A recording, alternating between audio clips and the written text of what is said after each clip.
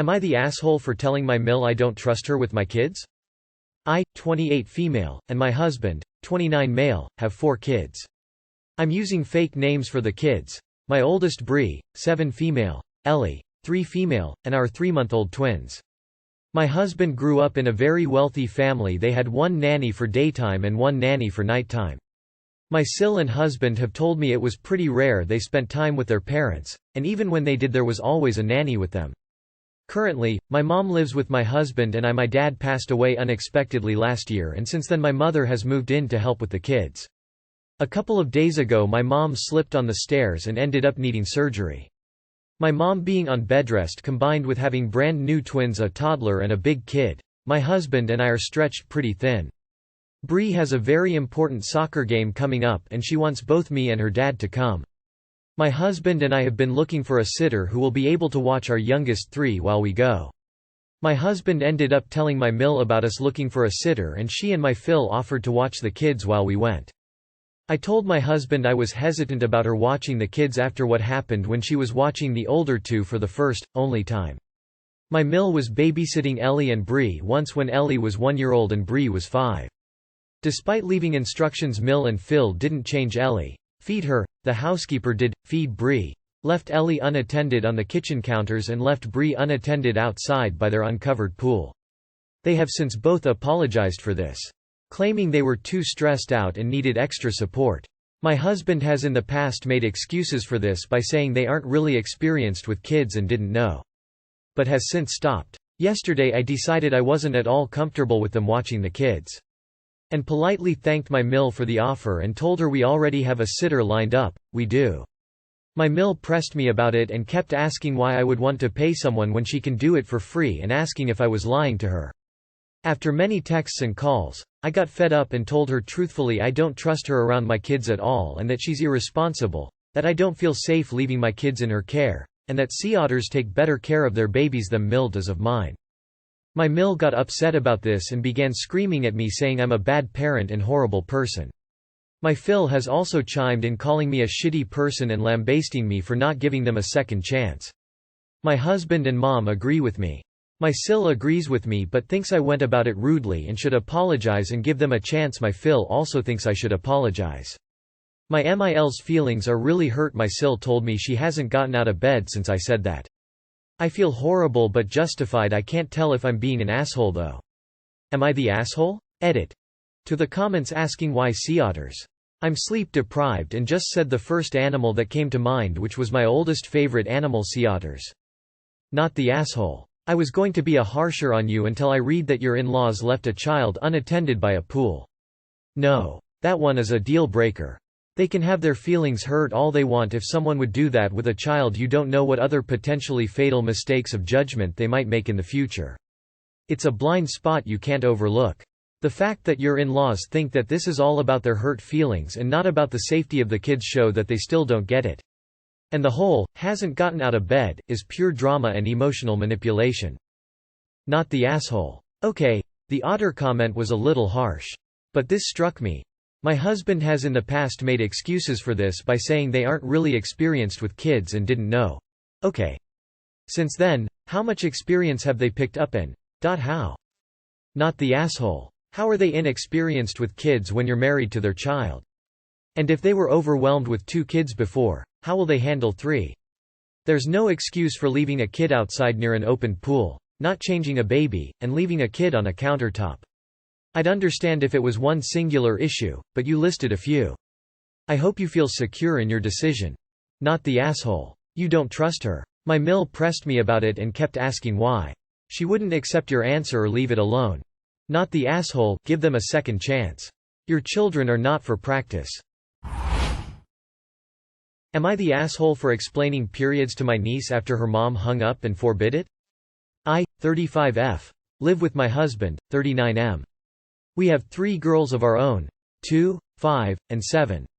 We've been married for almost 9 years. My husband's older brother passed away 10 years ago. He was supposed to be the best man at our wedding. They were very close and the loss forever changed my husband. His brother had a daughter who is now 10. She never got to know her dad, so my husband, her godfather, did his absolute best to try and keep his memory alive and step up to be whatever she needed. Our niece lives with her mom across the country. They moved away around 3 years ago, so all of our contact has been through FaceTime. We arranged for a summer visit so our niece could see her father's side of the family and meet her youngest cousin. Her mom was hesitant about it. She's very high-strung and protective of her daughter. She's also very religious. We are as well, but to a lesser extent. My niece got her first period a few days ago. I was out running errands, so my husband was the only one home. She came to him crying. She said something along the lines of, "I know it's gross, but I'm bleeding." She'd never heard of a period and thought she would have to go to the ER. He told her it was completely normal and showed her where I kept my hygiene products, though he was clueless about how to explain it to her. He tried calling me, but I was on my way home, so I didn't answer his call. I came home a few minutes after and tried to explain how to use the hygiene products I had available. I told her that we'd go in the morning for her to pick out some stuff together so she'd feel more comfortable. It was really shocking to me that she had no idea what was happening to her or even a slight idea that it was normal, but I understand that some girls start earlier than expected or before their parents can give them the puberty talk. I called her mom after the initial conversation to ask how she wanted me to approach things or if she'd feel more comfortable talking to her daughter herself. She said that she was uncomfortable with the fact my husband had talked to her daughter about her period and that I hadn't called her the minute I'd found out. She said not to talk to my niece about it because she wasn't old enough, and that I'd stepped out of line. When I told her that someone needed to explain it to her, she hung up on me and didn't return any of my texts. The next morning I took my niece to buy whatever she wanted, pads, some clothes, chocolate. We also sat down after to talk about what a period is and what to expect going forward. Topics like pain management and the importance of staying clean during that time of month were also discussed. I kept everything age appropriate and as factual as possible. We watched some videos for girls in her situation as well in case there was anything I missed. I sent her a text this morning to let her know that our niece needed her mom during a time like this and got a rant about how I was corrupting her with adult subjects. Am I the asshole? I like how this mom thinks telling her daughter about menstruation is just too much for her to handle, but suddenly unexpectedly bleeding from your vagina and having no idea what's happening definitely won't scar her for life.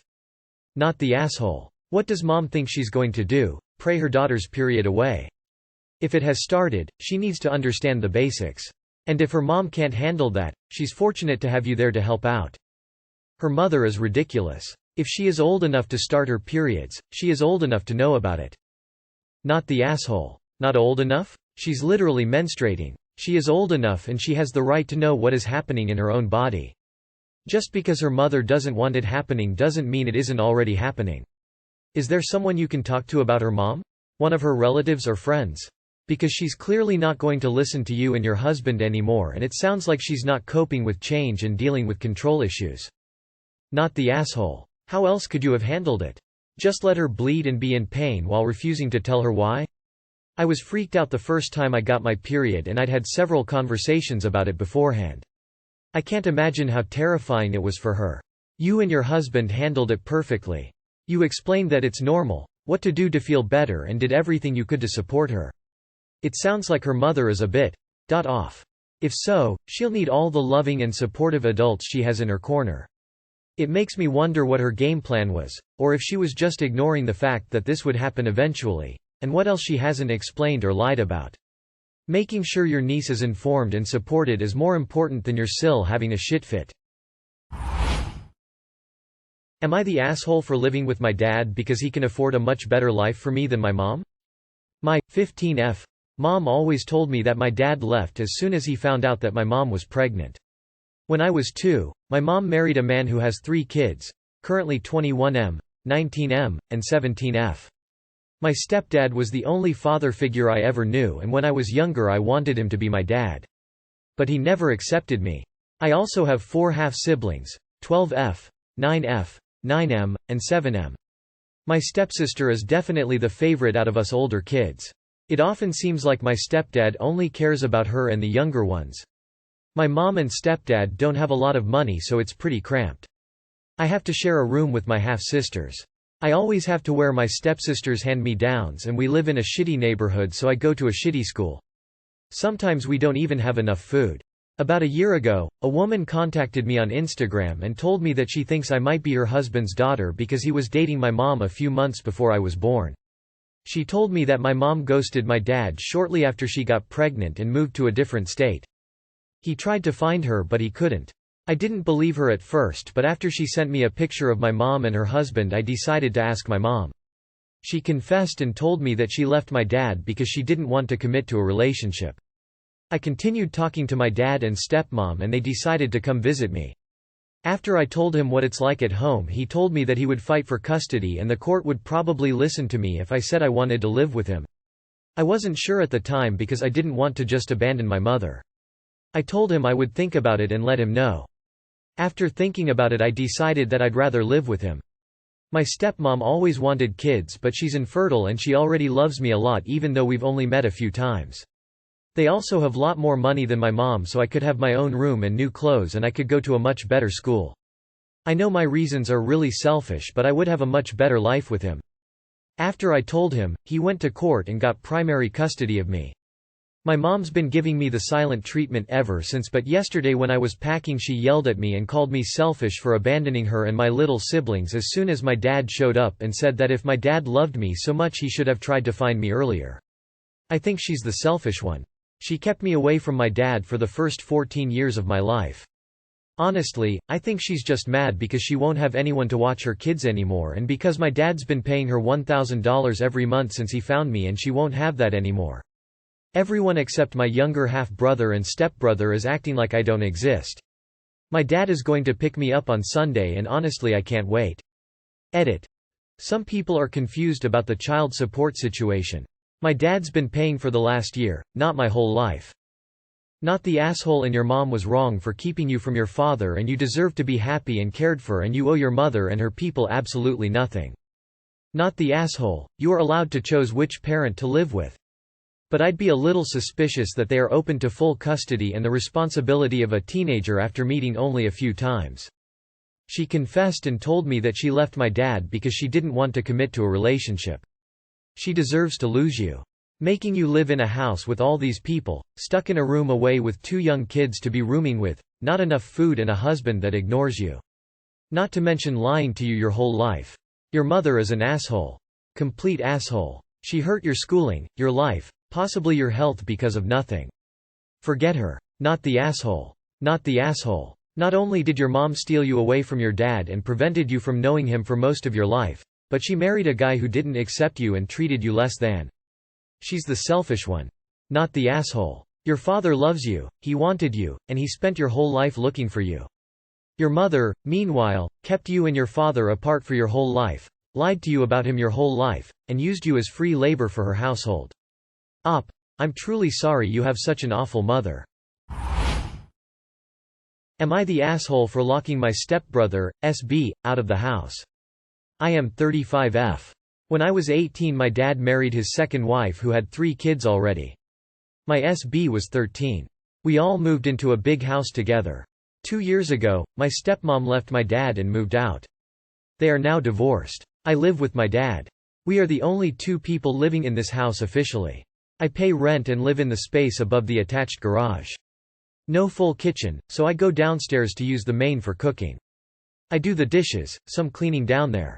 The living room is the main area of the house. When you come in through the main entrance, you are in this room. The kitchen is next to it with a massive open window, so it's basically the same room. SB has a good job and lives in an apartment not far from my dad's house. But for some reason he spends a lot of time at our house. When he is here all he does is lay on the couch, watching TV very loud, drinking huge quantities of alcohol and ordering Uber Eats. I have watched him order delivery for multiple meals in one day. I had to quit leaving my fancy orange juice in the fridge down there because he kept using it all for mixer. Honestly, it's very depressing to witness, but I don't really have a relationship with him and I'm not sure what I'm supposed to do about it. He uses the dishes here of course and does absolutely nothing to help clean. Usually he will lay on the couch until very late at night and either pass out there or sometimes moves into the guest bedroom. He does this 2-3 days, nights a week minimum, but usually more. My dad doesn't say anything to him about it, but I know he doesn't really love having him over here so frequently. I think he feels guilty, which I understand. And SB did kind of grow up in this house, so I guess he feels it is his right to be here. But he has a mother and a father in this city. I think it's bizarre that he continues staying at our house so much when his mom left 2 years ago and is not even married to my father anymore. I don't know. My dad left to go on a trip this weekend. I just want to have one weekend to myself in the house so I can cook and eat in the kitchen and do a bit of cleaning without SB being there distended on the couch and having to listen to whatever he's watching on the TV. So I just locked all the doors and went about my business. Usually everything is unlocked. Nobody has any keys. Midwest. Around 10:30 at night I heard a noise downstairs and went to check, to find he had figured out a way to break in and was on the couch watching TV. I was like, WTF, and I texted him, "Hey, I had the doors locked for a reason.